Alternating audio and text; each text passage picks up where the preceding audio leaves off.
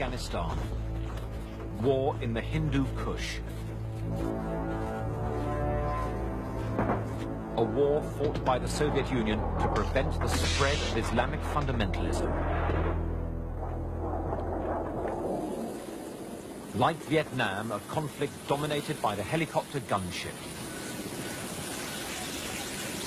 Unlike Vietnam, a hit-and-run guerrilla war, not all rebels could agree how to win.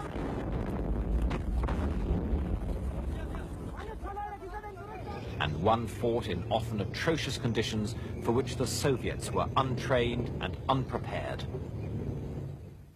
Afghanistan is a remote, landlocked country whose closeness to Iran's Islamic Revolution scared the Kremlin.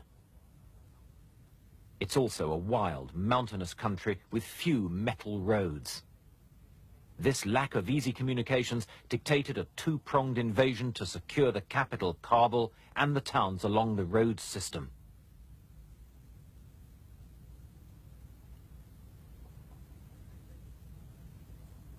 The invasion was personally supervised by Marshal Sergei Sokolov, the Soviet's deputy defense minister. Extensively experienced as a wartime tank general, he was a hawkish commander, but a conservative tactician who soon faced a federation of 24 major guerrilla groups. 1,800 T-62 tanks transported from the plains of Soviet Turkestan to the edge of the Hindu Kush Mountains. It's New Year 1980, and a Soviet army occupies a neighboring country. This was the limited contingent of Soviet forces in Afghanistan, the 40th Army, numbering 80,000 men now, but rising in time to 152,000, one-third the strength of United States forces at their peak in Vietnam. Over 2,000 armored fighting vehicles now began to make their presence felt on Afghanistan's few roads.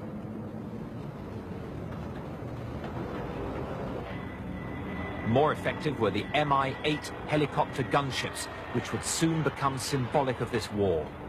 On land, though, the Soviets entered Afghanistan completely unprepared for the conflict that developed, with the wrong organization and unsuitably heavy weapons. They said they'd been invited in to repel foreign intervention after a coup. In truth, President Hafizullah Amin was killed in his Darul Aman palace, not by Afghans, but by Soviet special forces, the Spetsnaz. His crime had been pushing reform too quickly, making a traditionalist Soviet ally vulnerable to Islamic revolution. But even as they established radio communications, the message was getting back that this would be no easy intervention. The problem was the Afghan army, already demoralized by rebel attacks since communists seized power 2 years earlier. As the New Year blizzards swept in, so did the realization that this army was close to collapse. Now, the Soviets were forced onto the offensive as resistance grew sharply. This deeply traditional and xenophobic people, already alienated by Afghanistan's communists, grew more hostile because the new regime proved totally dependent on a foreign power. Many fled the towns to join the resistance and fight the invaders, the total exodus soon numbering hundreds of thousands. A major target would be the Soviets' main supply route to Kabul as it twisted through the Salang Pass and tunnel. This 3-kilometer structure was built to shelter the road from avalanches, but vulnerable to sabotage and ambush. But already split by tribes, the Mujahideen were soon divided further by rivalries for foreign patronage in money and weapons. They began with rifles last used against the British a century before, Lee Enfields, some made in Pakistan. There, in the border town of Peshawar, a busy cottage industry sprang up as gunsmiths opened tiny workshops to make exact copies of all sorts of firearms. United States funding paid for firearms orders of up to 30,000 weapons at a time.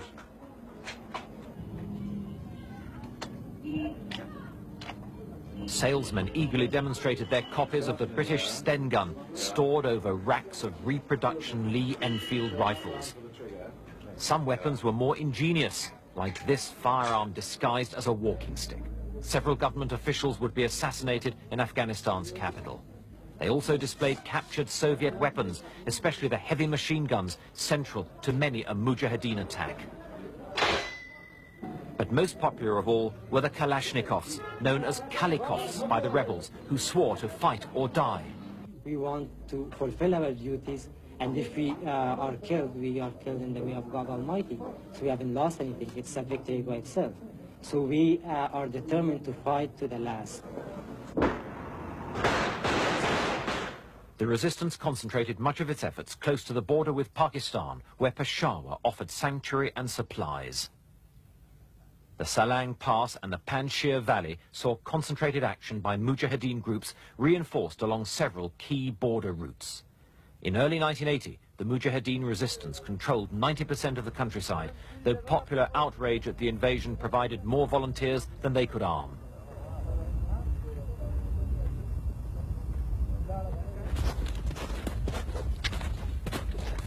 Most remained locally based, however, rarely communicating with other groups or operating outside their own valleys.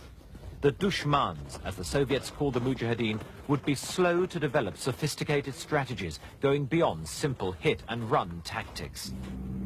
Helicopter patrols were one hazard of infiltration in these border valleys. Skilled at evasion, these Mujahideen could regard the interruption as a welcome rest on the arduous trek across the Kunar Valley. With no jungles or marshes to conceal movement, they took pride in their ability to melt into crevices in the craggy landscape. This simple craft gave them domination of the area. A Soviet armored patrol negotiates the rough valley road. Heavy armor frequently spearheaded divisional raids on rebel mountain strongholds, until the Soviets realized that they often lacked the gun elevation to engage the Mujahideen, yet remained vulnerable to rebels' rocket-propelled grenades. The destruction of villages and a series of Soviet offensives sharply depopulated the valleys.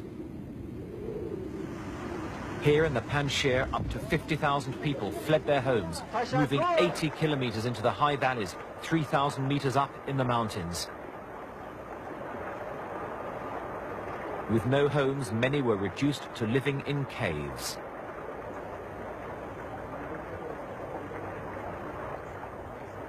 Mujahideen infiltrating along the river found that, with work stopped on the land, food supplies were badly disrupted. And they already faced natural hazards that divided Mujahideen groups one from another. The logistics of moving men and munitions under these conditions severely handicapped the ability of many rebel groups to stage sustained operations.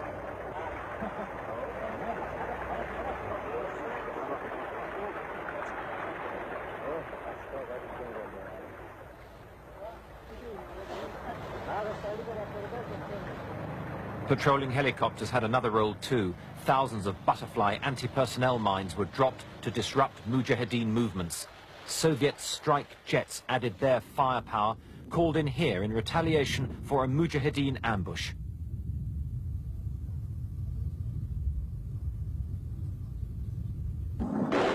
But it was usually the villagers that suffered, not the rebels. In a lull, they move on towards another objective. Unlike the Viet Cong, which was created to fight a guerrilla war in South Vietnam, the Afghan resistance had grown spontaneously.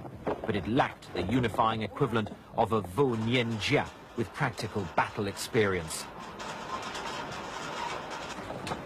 And this lack of a central command prevented strategic planning and the efficient use of resources. Mujahideen lay in ambush in the strategic Salang Pass. Most understood the shock value of the ambush, relying on it as their basic tactic. Background cover, background cover.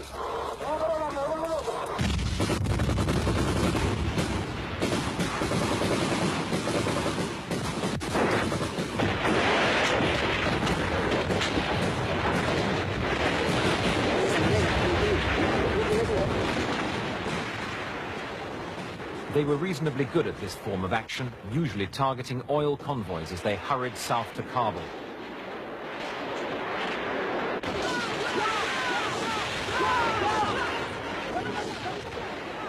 This time, Afghan troops, whose lorry has been stopped, prepare to surrender.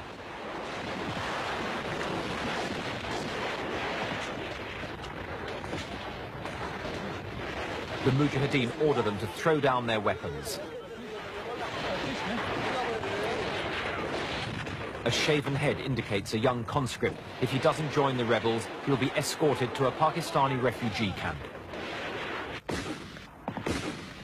In their war of the roads, the Mujahideen destroyed thousands of trucks along this vital supply route, causing severe fuel shortages in the capital.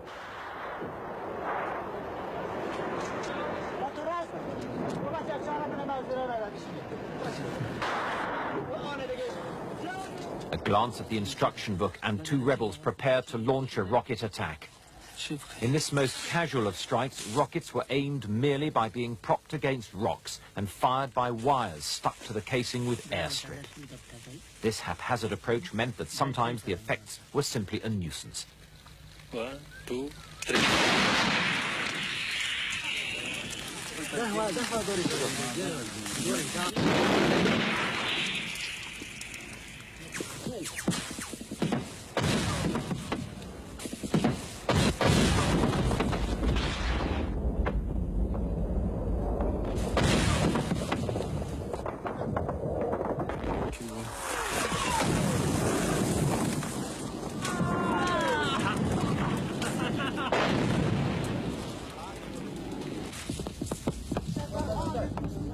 Sometimes they hit civilian areas. But they also hit the airport, disrupting the Soviet Union's vital air links.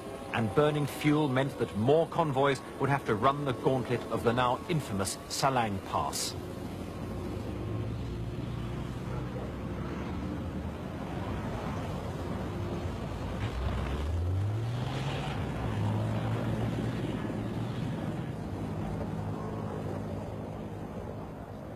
But the most spectacular result of one of these hit-and-run raids was the strike on a SAM missile dump at Karga, just outside Kabul. 40 people were killed as the long crescendo of explosions devastated the site.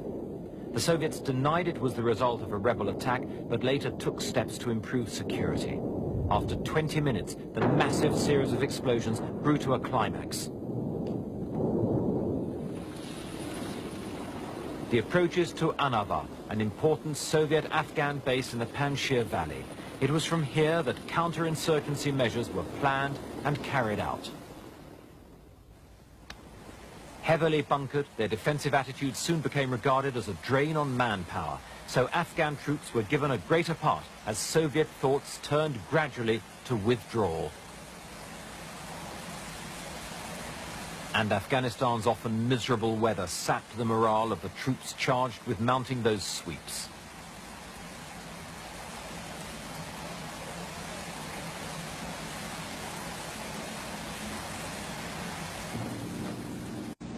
At first, Soviet patrols moved without much skill or imagination. Like all convoys, they were reduced to the speed of the slowest member. Rare pictures of the Soviet column reconnoitering the Panjshir graphically show the difficulties presented by the terrain and the easy targets these slow-moving convoys made for an ambush.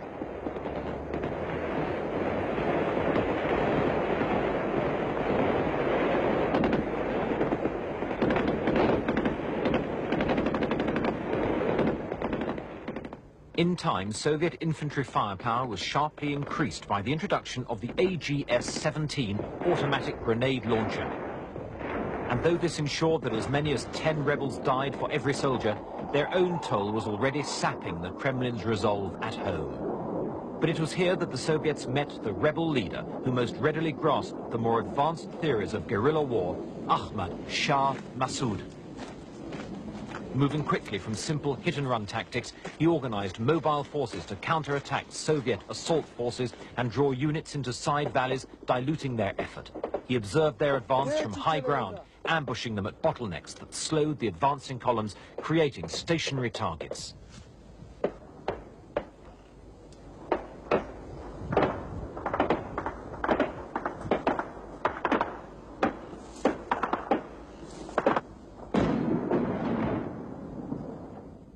Ahmad Shah Massoud had quickly proved to be a popular and charismatic leader.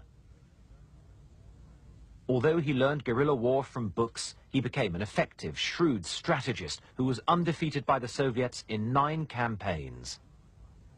He graduated from hit-and-run attacks to the capture of strategic government outposts outside his own area, starting with his assault on Peshgur in 1985. Such forts were defended by several hundred troops armed with howitzers and dug-in tanks and protected by minefields, sandbagged emplacements and barbed wire networks.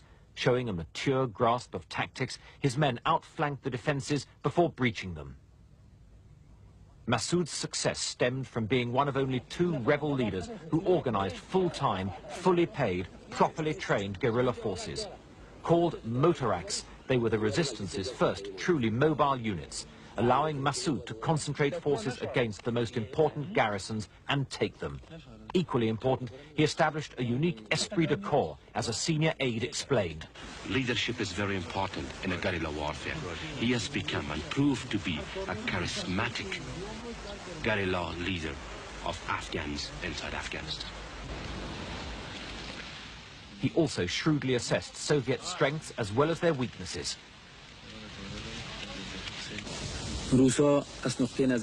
When they invaded Afghanistan, they came with very heavy weapons, which were wrong for this mountainous terrain. But later, they began using helicopters and very light weapons. In my opinion, Russian tactics have improved each year. Now their forces are noticeably more mobile, but their morale is noticeably lower because a lot of Russians have been killed in Afghanistan.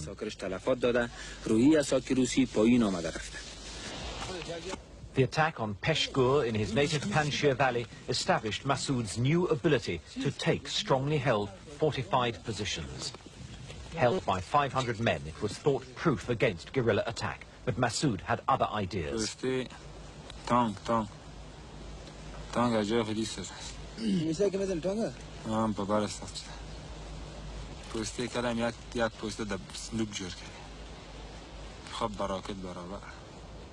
Massoud's well-organized attack, involving up to 500 mujahideen, went in at dusk to avoid the attentions of Soviet helicopter gunships.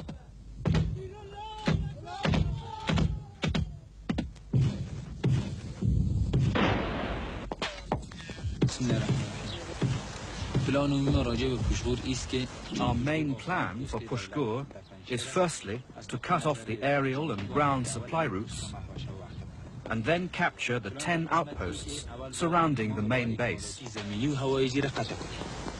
Finally, we will pour heavy weapons fire onto the main base until it's been captured or destroyed.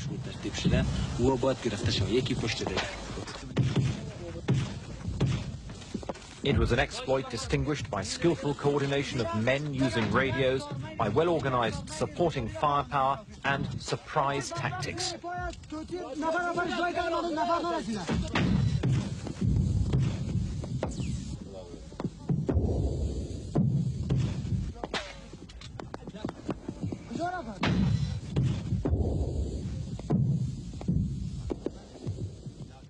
Despite careful planning, fighting went on into the night before the fort and all its outposts fell to the Mujahideen.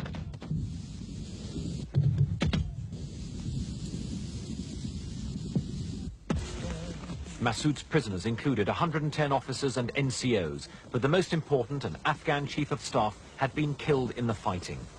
Massoud, having made his point, abandoned the fort. After questioning, the officers were taken to a Mujahideen prison higher up the valley, but all died during the Soviets' counter-attack, shot, it's believed, by their guards.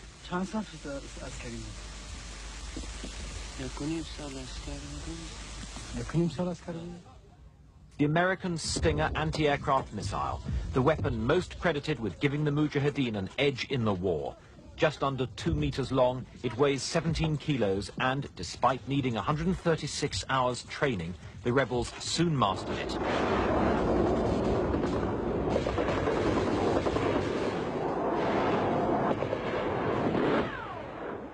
Its highly explosive warhead travels at twice the speed of sound and uses an infrared seeker to intercept its target at a maximum range of 6 kilometers. This one blew up without finding its target, and although the CIA who supplied it said it achieved a 70% kill rate, some, including Massoud, felt its impact exaggerated. But Soviet jets did have to fly higher and faster, making their bombing less effective, except when rebels assembled for rare mass attacks. And helicopters took to low flying in valleys, realizing Stinger could not be fired downwards from the positions Mujahideen usually adopted.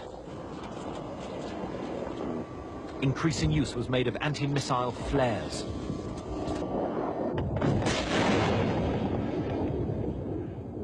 It meant that the Soviet and Afghan forces lost their ability to control the air, giving the Mujahideen far greater freedom of action. Increasing convoys of helicopters and aircraft that had been shot down bore witness to some Mujahideen successes. But it remains a fact that the Soviets lost their frontline strike aircraft at a lower rate than the Germans were doing in training. South of Kabul, Soviet and Afghan forces mounted one of their biggest operations to break a guerrilla siege of Khost in Paktia province and smash their mountain strongholds at Zawar and elsewhere. 2,000 Soviet troops backed a 10,000-man Afghan army task force commanded by the Afghan General Staff. Having failed in a previous attempt to break resistance in that area, the government had decided to leave nothing to chance.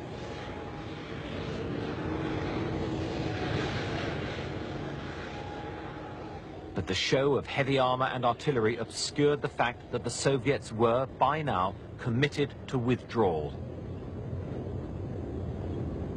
The assault was backed by the Mi-24, regarded as the world's most formidable helicopter gunship, as symbolic of this war as the United States Hueys in Vietnam. Its operational costs, though, were 3 times higher. Soviet pilots exhibited similar bravado. If it wasn't dangerous, we wouldn't be doing it, he said. The brand new Sukhoi Su-25 Frogfoot, armed with cluster bombs and 57mm rockets, proved to be the Soviets' most effective ground attack jet. Sukhois and MiGs spearheaded the airstrikes against the guerrillas' mountain strongholds, flying from Russian border bases as well as Afghan airfields. Their flight paths took them over a landscape that was cold and forbidding, even in an Afghan spring. These mountainous areas were controlled by several guerrilla groups, headed by the fundamentalist Hezb-i Islami. Previous attempts to dislodge them had failed, lulling them into a false sense of impregnability. Increasingly heavy air attacks softened up the guerrillas' positions.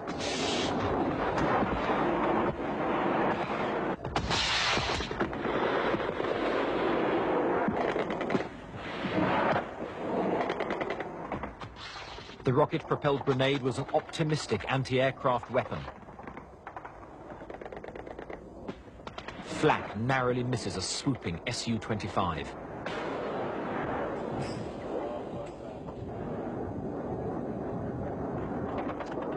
Its parachute-retarded anti-personnel bombs seek their target.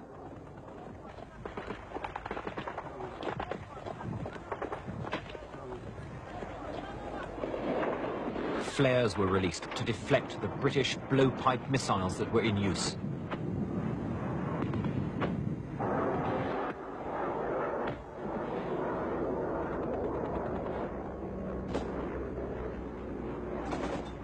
These Soviet-designed 12.7mm Dashika heavy machine guns were a favored anti-aircraft weapon. They claimed at least 3 helicopters and a fighter.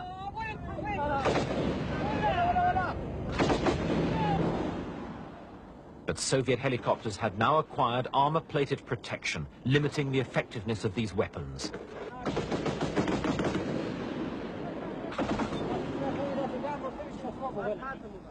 After days of constant use, anti-aircraft fire became increasingly inaccurate.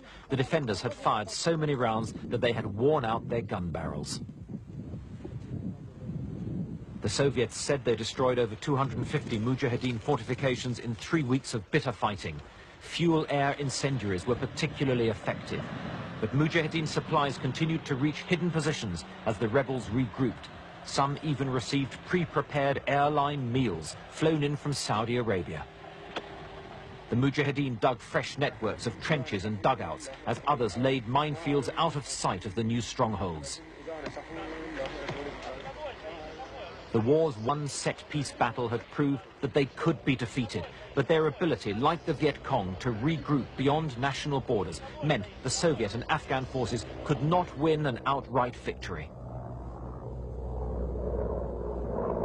By the winter of 1987, the Soviets were forced to move as Khost came under renewed siege. 40,000 people and an 8,000-strong garrison quickly ran short of food.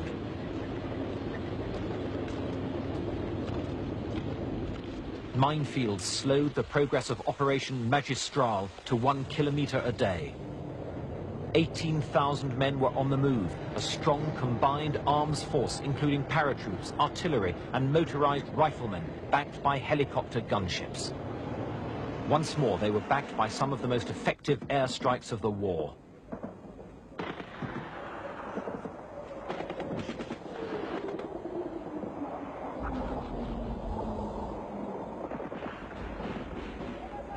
The sequence of bombs, then anti-missile flares, was by now routine.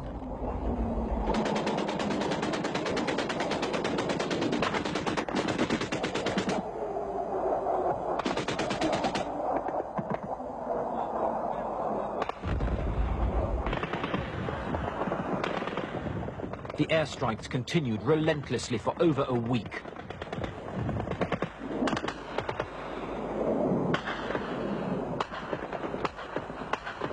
Some parachute-retarded cluster bombs mixed chemical and anti-personnel explosives.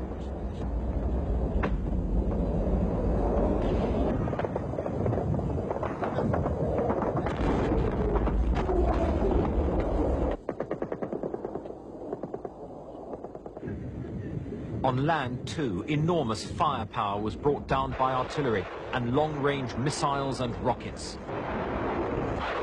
But a journey that in peacetime would have taken 30 hours had already taken 32 days, further complicated by well-prepared Mujahideen ambushes.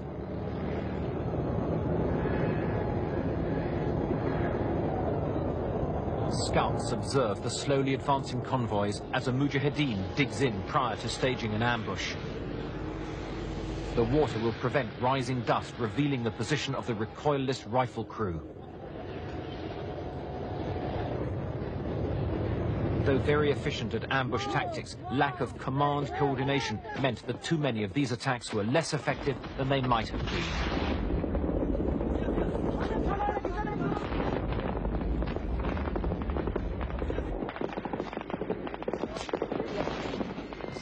Soviets dug in at the edge of the village, lay down covering fire.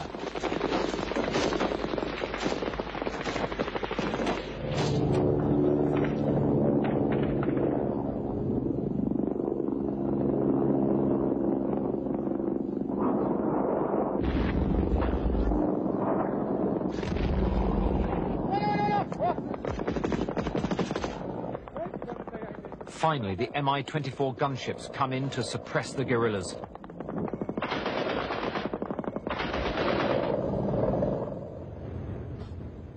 Around the notorious Sato Kandal Pass, rebels had constructed a formidable system of bases and sangars, rock-built weapons emplacements. They were positions which could have been held by a professional army against a much larger force.